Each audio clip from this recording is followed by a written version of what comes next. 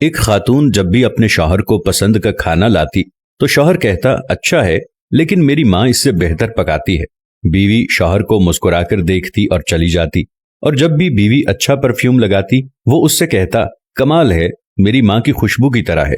وہ مسکرا کر رہ جاتی، اور اس طرح اس خاتون نے ساری زندگی ایسے ہی الفاظ سن سن کر گزاری، ماں کرتی ہے، ماں کہتی ہے، ماں کا پرفیوم، ماں کا کھانا پکانا وغیرہ وغیرہ۔ بیوی ہر بار مسکرا کر رہ جاتی۔ اس عورت کی ایک بہت خوبصورت عادت تھی کہ جب بھی اس کا شوہر کام سے گھر آتا تو بیوی ہمیشہ چہرے پر مسکراہٹ سے شوہر کا استقبال کرتی، کیونکہ وہ عورت جانتی تھی کہ بیوی کا ایک میٹھا بول شوہر کی دن بھر کی تھکان اتار دیتا ہے۔ اس لیے وہ جب بھی اس کا خاوند گھر آتا وہ شکوے شکایت کی بجائے چہرے پر مسکراہٹ سے استقبال کرتی، کیونکہ وہ اپنی بیوی اور بچوں کی خاطر دن بھر خون پسینہ ایک کر کے آ رہا ہے۔ شادی کے 27 سال بعد ان کی والدہ کا انتقال ہو گیا۔ والدہ کی تدفین کے بعد شوہر اکیلا بیٹھا تھا۔ اس کی بیوی اس کی آزمائش میں اسے تسلی دینے لگی تو اس نے اس سے کہا اب تمہارا کھانا پکانا میری ماں کے پکانے جیسا ہو گیا ہے، اور تمہاری باتیں میری ماں کی طرح ہیں، اور تمہاری ہنسی اور تمہاری خوشبو بھی میری ماں جیسی ہو گئی ہے۔ بیوی مسکرا کر بولی وہ کیسے؟ تو شوہر نے کہا میں نے تم سے 27 سال کی عمر میں شادی کی تھی اور ہماری شادی کو 10 سال ہو چکے ہیں، اب تم میری ماں جیسی سوچ رکھنے لگی ہو۔ بیوی کہنے لگی کہ آپ ریاضی کے پروفیسر ہیں، پھر بھی آپ کا حساب غلط ہے۔ شوہر نے کہا وہ کیسے؟ بیوی کہنے لگی میں جب تک زندہ ہوں آپ کی ماں کے برابر نہیں بن سکتی، ان کے 34 سال دینا میرے 27 سال کے برابر نہیں ہو سکتے، اور جس کے قدموں کے نیچے جنت ہے میں ان کے برابر نہیں ہو سکتی۔ خاوند فرتے جذبات سے رو پڑا اور کہنے لگا کیا تمہیں کبھی میری ماں سے تشبیہ دینے کی تکرار سے پریشانی نہیں ہوئی؟ میں ہر کام میں ماں کو یاد کرتا تھا، ان کی تعریف کرتا تھا جیسا کہ دوسری خواتین کرتی ہیں۔ اس نے کہا نہیں، کبھی نہیں، بلکہ معاملہ اس کے برعکس ہے۔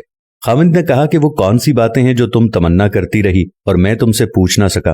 بیوی نے کہا کہ جب بھی آپ اپنی ماں کی بات کرتے اور میرا موازنہ ان سے کرتے تھے میں کہتی تھی اے اللہ میرے بیٹے کے دل میں میری محبت ویسے ہی ڈال دے جس طرح تو نے اس کی دادی کی محبت اس کے باپ کے دل میں ڈالی ہے، کیونکہ آپ کی اپنی والدہ سے محبت تمام حدوں سے بڑھ کر ہے، اور میں بھی یہی چاہتی ہوں کہ میرا بیٹا بھی مجھ سے ویسی ہی محبت کرے جیسی آپ اپنی والدہ سے کرتے ہیں۔ اور میرے سرتاج مجھے آپ پر فخر ہوتا تھا کیونکہ آپ کا بیٹا آپ پر ہی جائے گا۔ اللہ ہمیں والدین کی رضا حاصل کرنے والوں میں شامل فرمائے۔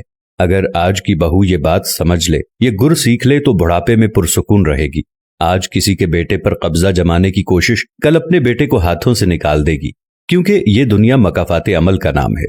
آج کسی کی راہ میں تم پتھر رکھو گے تو آنے والا وقت تمہاری راہ میں پہاڑ بن جائے گا۔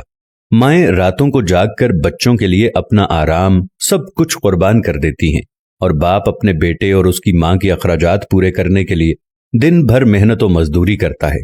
اگر اللہ تعالیٰ نے والدین کے دل میں ان کی اولاد کے لیے بے پناہ محبت اور ایثار کا جذبہ نہ رکھا ہوتا تو یقیناً بچے کی صحیح معنوں میں پرورش اور تربیت نہ ہو پاتی۔ اب اگر یہی بچہ بڑا ہو کے اپنے والدین کو بڑھاپے کی حالت میں بے یار و مددگار چھوڑ دے، ان کے ساتھ حسن سلوک سے پیش نہ آئے، ان کی گستاخی و بے ادبی کرے، تو اس سے زیادہ بے انصافی اور ظلم کیا ہو سکتا ہے؟ اللہ تعالیٰ ہم سب پر رحم فرمائیں اور آپ سب پر خصوصی کرم فرمائیں۔